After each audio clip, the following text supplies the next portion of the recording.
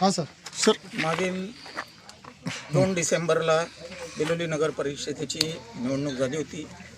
आज 21 डिसेंबर 2025 निवडणुकीचा निकाल लागलेला आहे. नगराध्यक्षपदासाठी मी निवडून आलेला आहे. माझ्यासोबत माझे 14 सहकारी निवडून आलेले आहेत आणि पराभूत झालेले सुद्धा तुम्हाला माझ्या आजूबाजूला दिसतील. आम्ही एकतेनंच राहणार आहोत आणि या बिलोली वासियांनी, बिलोलीतील नागरिकांनी जी आमच्यावर जबाबदारी सोपवलेली आहे, ह्या संधीचं सोनं बिलोली शहरामध्ये नक्कीच करू.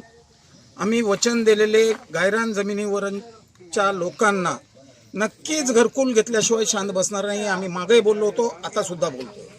पाण्याची समस्या आहे भरपूरशी. पाणी पुरवठ्याचं काम येणाऱ्या महिन्याभरात मंजूर करून आणू. आम्ही मुंबईला जाऊन पूर्ण फाईल आपली तिथं तयार आहे आणि राहिलेले छोटे मोठे जे कामं आहेत बिलोली शहरातले, नक्की पूर्ण कामं आम्ही 100% बिलोलीच्या जनतेनं आमच्यावर विश्वास दाखवला आहे. त्यांच्या विश्वासाला तडा अजिबात जाऊ देणार.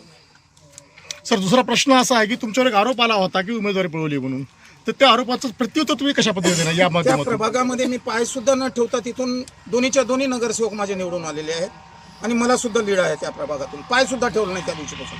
आणि त्या महिलेचं तोंड आजपर्यंत मी बघितलेलं नाही जे माझ्यावर आरोप झाले आणि पळवण्याचा आरोपाची भाषा झाली आहे माझ्यावर.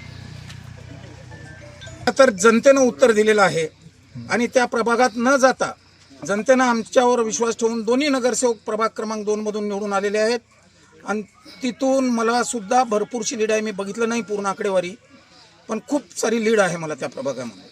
आपल्या अजेंड्यामध्ये भरपूर काही आश्वासनं दिलात तुम्ही एक बिलोली शहरातील पुऱ्या जनतेना. तर सगळ्यात मोठी समस्या आहे गायरांचा विषय आहे. गायरांवर घरं आहेत, त्याबद्दल पहिली भूमिका कोणती घेणार आहात? पाण्याची घेणार आहात का? आताच मी बोललो होतो की गायरान जमिनीवर दोन्ही कामं एक ॲट ए टाइम चालू राहतील. पाणी पुरवठ्याच्या पूर्ण स्कीमचा पूर्ण फाईल मंत्रालयामध्ये तयार आहे.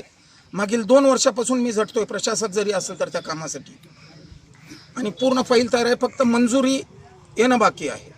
मंजुरी नक्कीच महिन्याभरामध्ये भेटेल ती. ओके सर, प्रश्न दुसरा एक असा आहे, बिलोली शहरामध्ये प्रशासकीय कर्मचाऱ्यांना वालीच नाही असं आणि राजकारणाचा दबाव आणि ये नाही म्हणतात, आणि बिलोली शहरामध्ये एकही कर्मचारी बिलोली शहरात राहत नाही. आणि तुमच्याच कालखंडामध्ये आपल्या बिलोली शहरामधलं एक ऑफिस देगलूरला पळालं. याबद्दल तुमची भूमिका काय? कर्मचाऱ्यांना मी तेव्हा सुद्धा निवेदन दिलं होतं, प्रशासकच्या काळामध्ये गेलेलं आहे. अजून ते ऑफिस वापस इथं बिलोलीत आणण्याचा आम्ही पुरेपूर प्रयत्न केला. कर्मचाऱ्यांमध्ये काय त्यांच्या निवासी नाही? कर्मचाऱ्यांना निवासस्थान इथं नसल्यामुळे कदाचित बाहेर राहत असतील. एक अध्यक्षाच्या जबाबदारी नात्यानं तुम्ही कर्मचाऱ्यांचं निवासस्थान करणार का? क्वार्टर इथं बांधणार. BNCचं प्रत्येक कर्मचाऱ्याचं क्वार्टर बांधलं गेलेलं आहे आणि प्रत्येक कर्मचारी इथं थांबतोय. घरं आहेत त्यांचे. आता तहसीलदार निवासस्थान आम्ही इथं बांधू. SDOचं बिलोली आणि नायगाव तालुका असल्यामुळं DYSP साहेबाला बिलोली आणि नायगाव आहे. दोन्हीपैकी इकडे तिकडे ते येत असतात. तहसीलदार महोदयांनी इथं निवासस्थान बांधून त्यांनी इथं राहण्याचा पुरेपूर प्रयत्न आम्ही करू. सांडपाण्याची व्यवस्था साहेब, ड्रेनेज लाईनचा सुद्धा आम्ही आमच्या वचननाम्यामध्ये लिहिलेला आहे. त्याचा सुद्धा पाठपुरावा करून ते सुद्धा आम्ही करणार आहोत.